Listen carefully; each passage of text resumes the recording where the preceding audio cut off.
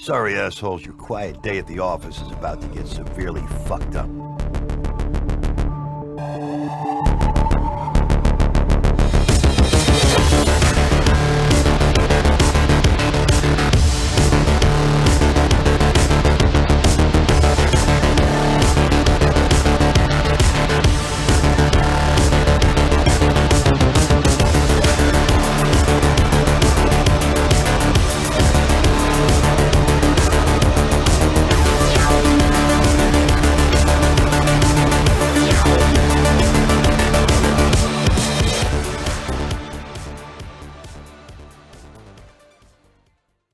Okay. Guys, welcome back to the After Action Review. You know me, I'm Nick Guy, and today we have we are incredibly blessed and lucky to have a couple of fine Americans with us today. As you guys might have heard, we're talking about Sergeant First Class Alwyn Cashe, bona fide American hero. Today is the 15th anniversary of his actions for which he was awarded a Silver Star, and a lot of people have been working really hard with Congress and lobbyists and the National Security Council and the DOD to basically right a wrong that we've seen in the fact that he should have been awarded the Medal of Honor. So we've been doing a lot of great work. A lot of people have been sacrificing a lot to ensure that's happening. But today, I wanted to talk and learn about Alwyn Cashe, the man. We know about what he did in Iraq 15 years ago, but we really don't know a whole lot about Alwyn the father, Alwyn the brother, Alwyn the son. So today we are incredibly blessed to have three of his siblings. We have Kasinal, his sister, Carlos, Tracy, his brothers, and they are coming to us from Oviedo, Florida, their hometown, and amazing truck has pulled into town with Alwyn's likeness. And guys, thank you so much for making this happen. A lot of people have been waiting a long time to speak with you. So thank you very much. You're welcome. Thank you. Thank you. So just right off the bat, like I said, we don't know a whole lot about Alwyn the man. Can you guys kind of peel back that curtain for us and let us know like the type of person that he was? Okay. Well, my name is Carlos, and Al, of course, my brother. And he was outdoors first, outdoorsman first. He liked fishing. He loved hunting. That was his passion, fishing and hunting every day. That's what he planned on doing when he retired, but that didn't ever happen. He was out of all us, he probably most strongest for his family. He loved his brothers and sisters, and he was big on family. And he's just a perfect little brother. He went to the service. I remember the last time I talked to him, I was telling him to be careful and all that, and he was like the stuff he did and the stuff he had been through. He was like one of those soldiers. He could turn it off. When he came home, he wasn't a soldier no more. Once I found out what was, talked to some of the guys who served with him and all the war zone, and I was like just amazed, because I'm like, how could you not talk about that all the time? But he never did. He was a stone cold soldier. He could turn it off like it was a faucet, and he was one of the few people who can. A lot of people bring it back with him and can't shake it. He could shake it. He never, he just was that way. He never talked. When I heard the stuff of the people who actually served him and was there at the time he died, I couldn't believe it. I'm like, how could you go through stuff like that for years and never talk about it? And that's my brother. So, I think it's an important point, being able to turn it off, and when you come home, just go back. It's a totally different world, and a lot of guys, I don't think anybody wants to bring that world back with them. But like you said, a lot of guys struggle with that. That's noble and worthy of praise that he was able to do that and kind of shield the family. Let's just keep going down the line, like to hear like who Alwyn was to each of you. So, Kasinal, anything to add to that? Well, to me, he was my first baby. I'm 12 years older than him. I remember when my mom brought him home from the hospital. I think it was the first time I ever got hit in the mouth for being flippant, and because I was like, oh my God, there's enough of us. Don't y'all know how to fix this? And she actually hit me in my mouth, and so I learned not to say anything else. But he was the baby of the bunch. So that made him a little spoiled because all of us are, that makes him older. So I think he played that card very well. He knew that because our family was not affluent, but he had older brothers and sisters that he could get things out of, bicycles, money, clothes. So that's what we did, because by the time Al got up to some size, he was actually, our dad had actually passed. So Al had no vivid memories of him. I do remember Al from a little boy. I was at Jackson Heights Jackson Heights Elementary School, here in Oviedo. And I remember my teacher saying, "Where's Al?" And I was like, "What do you mean, where's Al?" She was like, "Al's supposed to be in first grade." And I was like, "No, Al's home. He home with the babysitter. Mama went to work, Dad went to work." And I told my mom that evening that what the teacher said, and she was like, "No." But she got dressed the next day. She didn't go to work. She got dressed the next day and went out to the school. And sure enough, Al was supposed to be in first grade. So he went to first grade, and that's just how small Oviedo was when we were coming up. Where I'm standing now, where the truck is, all this was woods. This was dirt. He was just with my brother Carlos and my brother Curtis. They were younger than him, but older than him, I'm sorry. But he would try to follow them, and do what they did. So I think he learned early to be rambunctious and challenging from them, because he always wanted to hang with his big brothers, So he did the crazy stuff. Like, we jumped off of houses for sport, and they would wrestle. I remember all that stuff. They would wrestle and beat each other up. And he was a scrawny kid, so he'd always lose because they were older. But he'd hang in there, and that's what I remember about my brother coming up. We didn't take a lot of pictures because, like I say, we were not affluent, and you always think you have time for that. Well, time didn't pan out that way. So that's the way I saw him. It may have been different from my older brother here, Tracy, who was much older than all of us. So I'll let him speak. Well, speaking and thinking back of his formative years when he was there and all, and the thing it was, along with Carlos and Kate and Yuli and all the others there, well, I have kids nearly the same age that they are. And but one thing about it, as she said, we always had that closeness one to the other. And by him being the last, I had a son about the same age he is. His name is Al Cashe, and he was Alwyn. But anyway, he used to try to lift him up, just show you about how protective he was in his youthful days and how the Lord instilled things in people about looking out for others. He would try to lift him up when he was just walking himself and he was crawling. And he'd try to lift him up, and they'd say, "Al, you're not large enough to pick him up," but he'd try to pick him up. And although I have children that is older than him, all of them had to call him uncle. He insists on them calling him uncle instead of just Al. And that's the type of individual. He took on responsibilities from day one as far as individuals was concerned around him. And whatever, when the incident happened and I was told about it, I knew what happened, because that was Al. He felt that if they were under his command, he was responsible for them, and he acted in that way.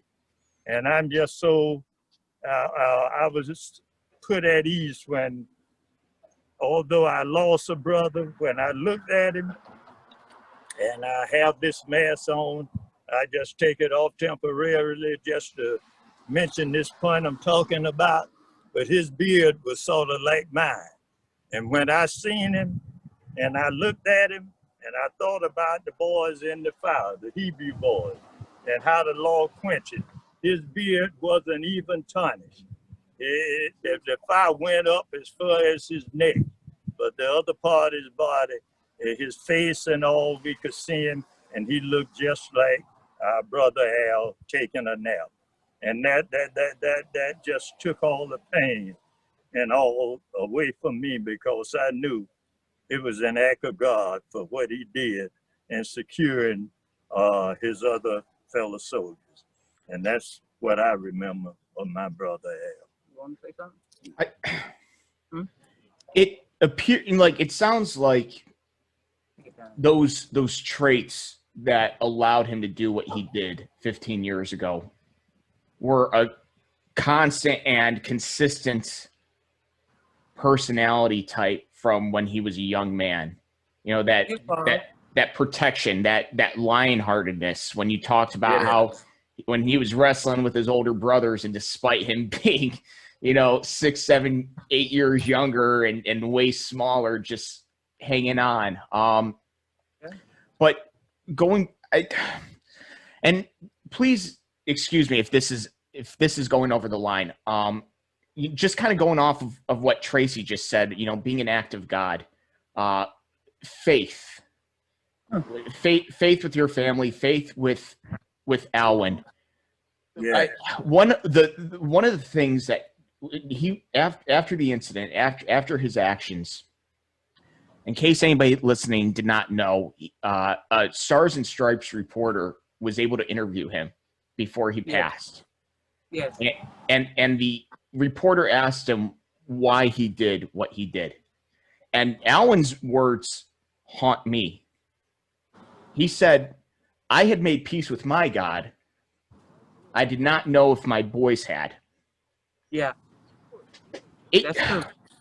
So, I mean, was faith a large part of growing up? Was that just that? Oh my God. Honey, my mom, on Sunday morning, you left the house, walking from our house to Grant Chapel AME Church.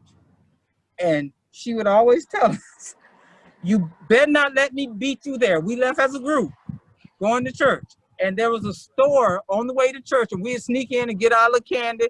And unfortunately, yes, we used some of our little Sunday school money and buy a little candy. But you better not let her beat you to the church, because she'd start Sunday dinner, right? And cook it before, you know, because you never knew who was coming home after church. But my mama would cook like she was cooking for our army. Everybody could come to the house and eat, or she'd bring food to the church. And faith was a very big part. Most of us, you know, I mean, it was school and church. You didn't play with school, you didn't play with church. Because now, I'll tell you a funny story. I think it was Al that did this. We were in church one Sunday, and we were talking about Jeremiah. Was that Al? And so the preacher asked the Sunday school class, "Well, who was Jeremiah?" And Al jumped up and he was like, I know. And he jumped up. And so I'm just thinking, as the big sister, oh, he got this. And Al said, Jeremiah was a bullfrog. It was a song out by Three Dog Night. Three Dog Night. It said Jeremiah was a bullfrog.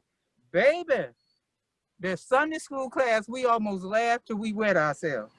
But honey, when my mama got to church and she got that report that Al had told the preacher that Jeremiah was a bullfrog, she got home, and she blistered his butt. He was like, Kay, come get me. I said, bro, I can't take that one for you. No, mama did not play. I couldn't take that one for him, but that thing was, it was so funny that day. And that was one of the funny stories I remember about him growing up. You brought that to memory. Thank you. It's so, you know, I'll tell you what, I'm going to give him points for just being confident. Well, yeah, he was too confident, but he was confident. Yeah. Man, Yeah. That's fantastic. What a fantastic memory. As he gets older, I know Alwyn had 2 children. He has 3. 3 children. Okay. That was claimed at death. Yes. Okay. I'd spoken to his daughter, who is a phenomenal young woman. And I know his son is now an infantryman in the Army, correct? Correct. Yes. Okay. I mean, were you guys surprised? Were you shocked when he followed his father's footsteps? Well, I wasn't. I had asked him why, and because he had went off to college, he graduated from high school, went to college, and decided that college was not his forte. And I asked him why he was going into the infantry. He said, poetic justice.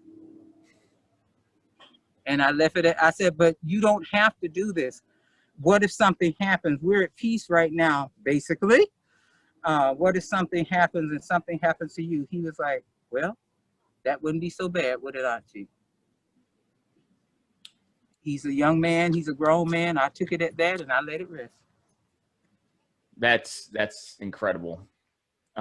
Especially considering, you know, he was very young when his father passed. Yes. That legacy. He wasn't much older than Al was himself. Right. That legacy of service remains strong, and I think that's a beautiful thing. I love his answer, poetic justice. That's fantastic. Yeah. That's the piss and vinegar you want in an infantryman. Yes.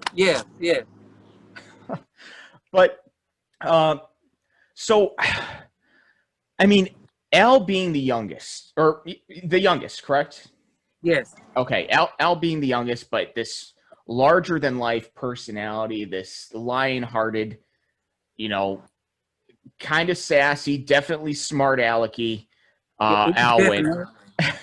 I mean, it seems like he was also kind of like a glue for the family. You know, he was just an infectious member of the family that everybody just gravitated towards. Well, we all knew, I guess I could say this, we all knew he was the last. And like I say, we were not affluent when we were coming up, but the one thing that we had was our name, Cashe. And we tried our best not to bring honor or shame to that, because that's my dad's name. Mm-hmm. That's a name. I mean, people ask me, did you just start writing your whole name when your brother? No, I've written my whole name all my life because I'm a Cashe. I was born a Cashe, I'll die a Cashe. I just happened to marry a white. But it's just, and when we didn't have a lot, so when you don't have much, you have each other. And like I say, he was the baby, so he had me, he had Carl, he had Byrne, he had Tracy, he had AC, he had Mayetta, he had nieces. I mean, I got a niece, I call her Tracy Girl because it's my brother's Tracy's daughter. She's a year younger than me. And I remember one time when she was like, I guess she was like 12 or 13 or something like that. And she said, Al, and he said, it ain't Al, it's Uncle Al. And she said, okay, Uncle Al, then give me $1. I mean, he was a baby. And he didn't have no dollar to give us, but he wanted that Uncle Al. You know, so it was just, you know, we just grew up like that, and we just gave what we gave of each other because we had nothing much other than that to give until Tracy got old. And you know, when me and his daughter was both up at Florida State, if he sent her, he'd send me. You know, we were just a year apart, so that's just the way family does. That's the way we were raised. I love that. I love that. That's a great thing. I love when families are just that close and you have that connectivity and you have that, you know, very Tracy. clear love. Tracy. Yeah. She just rounded the corner, the person that we were talking fantastic. About. You tell him about that, Uncle. It's on Zoom. It's a Zoom meeting. This is Guy Nichols. He wants to know about your Uncle Al. Hello. Tell him who you are. Hi, how are you, ma'am? Tracy White. How are you doing? I'm doing well. Thanks for asking. Yeah, Yes. so I was just asking everybody, you know, I wanted, you know, I wanted to learn about Alwyn the man, Alwyn the brother, Alwyn the uncle, you know, so, you know, we're kind of going down the line and sharing stories. I was just wondering if, you know, if there were any stories or any memories that help kind of humanize this line of a man. You know, we have this idea, especially in the veteran community, because we know what he did, we know his actions, but I want to kind of humanize him and see the type of guy that he was. Well, I kind of was one. I was a niece that was much older, and I used to tease him a lot. So, You relentlessly. so I was bad about that, and I have more childhood memories of him than adult memories because he left. So it was so he always tried to entertain us when we came to visit, and he had this he would always do headstands. He'll flip over. He had this little flat part of his little head, and he would. I'm sorry. He had a cute little flat head, so he would flip over and do little headstands and try to entertain us while we were visiting, right? So I would always mess with him because since he was my uncle, I was like, Uncle, give me some money, give me some money. He like looking at me like, why you asking me for money? I don't know, money. I'm like this young little boy. So he was so sweet. He was just a sweet person. And we loved him very much. So I'm more of a teaser. I was more of a teaser than anything with him. So, but we call him Top Cat.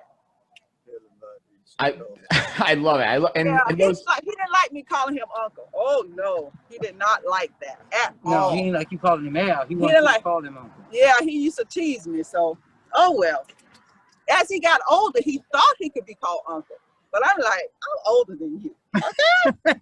So we had good memories. Good memories. Yeah. So. That's fantastic. Again, I can't say this one. I'm so happy I was able to connect with you guys and hear these stories, because sometimes it is just like the little stories that kind of round out the person. Yes, but, yes.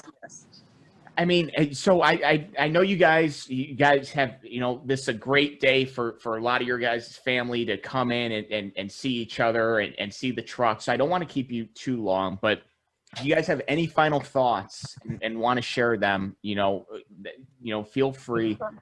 If not, I'll let you guys get back to a beautiful family day in your hometown, honoring, Alwyn on that. And then because on this day, especially today is the 15th anniversary. 15th anniversary of the day of the accident.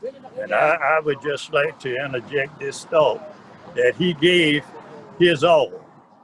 And we as a family think that it ought to be reciprocated, that our country should give him his due as well. Right.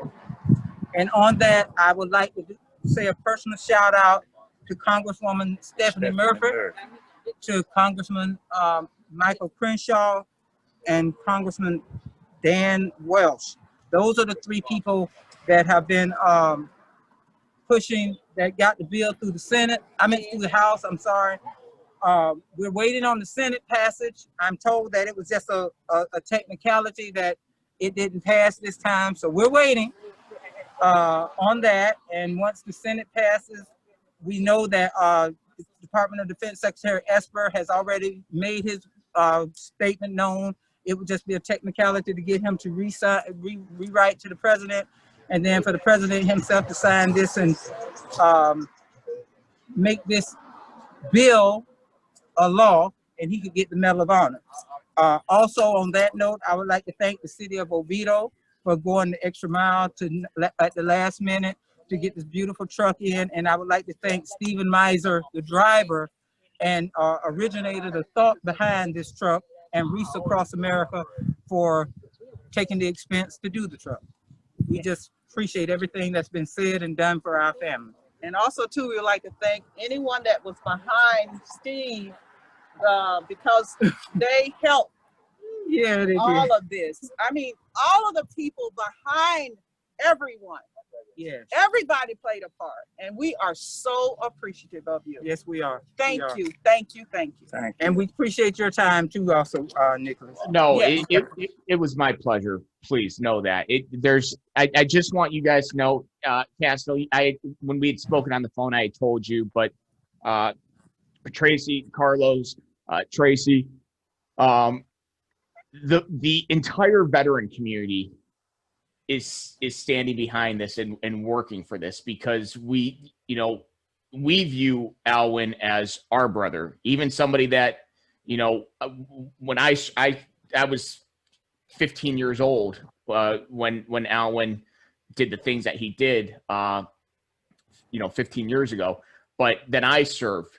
But because I serve and I wear that uniform and I share that legacy with him, Alwyn is my brother too, and the entire veteran community views him the same way. So all of our thoughts, all of our prayers go to you guys. We can't thank you enough for reciprocating the love. It means a lot to us. There's nothing left to say other than thank you for raising a man that was capable of doing the things that he did to save so many lives. And that's it. That's all I can say, because that's all there is to say. And we thank you. Thank you. Yes. Thank you, Nicholas. Sure thing. The Cashe family, everybody, guys, if you enjoy this will be broadcast in a couple of different locations. If you guys don't mind sharing this, getting their story out, just to kind of demystify the man, I would really appreciate it. Cashe family, once again, thank you very much. Thank you. Thank you. All right. All right, bye-bye. God bless you. Bye.